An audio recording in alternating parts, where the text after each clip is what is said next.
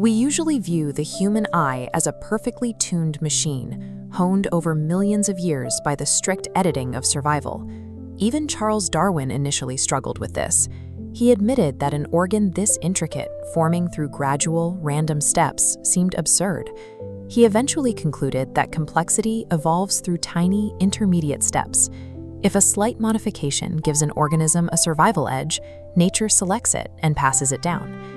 This traditional view assumes every intricate biological structure exists solely because it offers a measurable advantage in the struggle for life. But biologists recently started asking what happens to that evolutionary trajectory if you completely remove the pressure to survive. To find out, they studied laboratory fruit flies. For over a century, these insects have lived in perfectly safe, temperature-controlled environments with endless food and no predators. Without a harsh environment to weed out inefficient traits, the flies didn't stay simple. They developed irregular legs, strange wing patterns, and complex antenna segments. This creates a paradox. If natural selection is the only force building complexity, a perfectly safe environment should have kept the flies simple. Instead, life in the lab became more complex on its own. To understand why, we look at how biologists define complexity. It isn't just about having many parts, it's about having many different types of parts. This is the zero-force evolutionary law. A system of identical parts will naturally differentiate over time without external forces. Random mutations are the engine here. Every time an organism reproduces, genes are accidentally altered.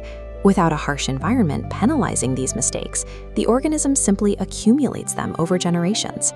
In this view, complexity can arise as a passive, default state of living systems, rather than an actively engineered survival trait. We can see this mechanism in action by looking at the evolutionary history of fungi.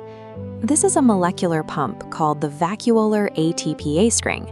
It's a spinning machine that moves atoms across a membrane to keep the fungus alive. 800 million years ago, this pump was a simple ring of two versatile proteins. A gene duplicated, creating a redundant copy. Over millions of years, these parts mutated, becoming jagged. To spin, the structure forced a rigid arrangement requiring all three distinct protein types.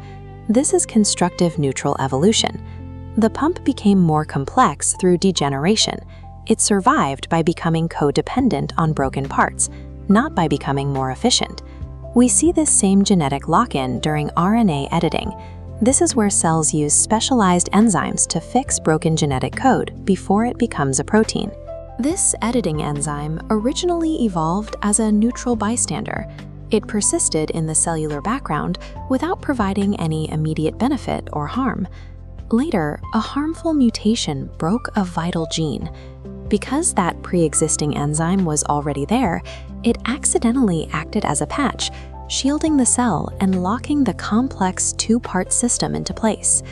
Convoluted systems like these survive because a temporary molecular band-aid eventually became a permanent evolutionary requirement.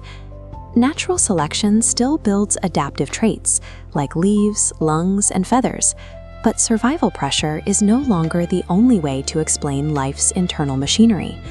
Much of the breathtaking complexity inside our bodies is the result of genetic hoarding, the inevitable consequence of nature making harmless mistakes and carrying them forward.